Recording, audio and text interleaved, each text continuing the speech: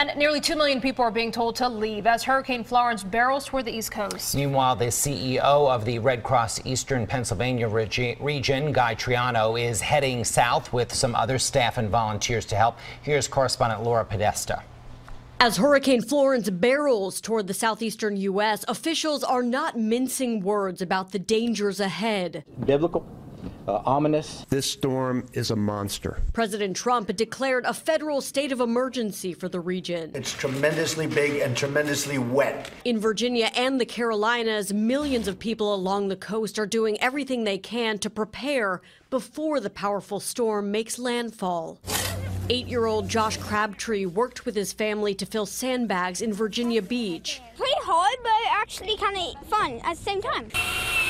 In Myrtle Beach, South Carolina, Hunter and Susan Platt boarded up their house before evacuating. We got our important things out. Yeah. Our pictures and special things. Zatia Johnson and her family were bussed away from the North Carolina coast.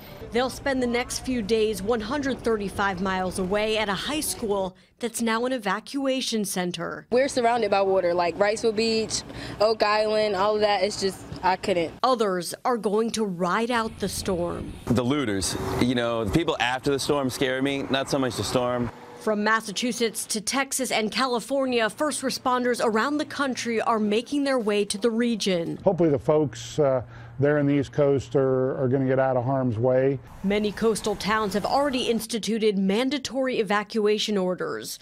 One model suggests some areas could get as much as 45 inches of rain. Laura Podesta for CBS 3 Eyewitness News. Well, CBS News has teams in North Carolina this morning. Virginia Governor Ralph Northam will also be on CBS this morning to discuss Florence's impact on his state. You can watch the interview at 7 o'clock right after Eyewitness News this morning.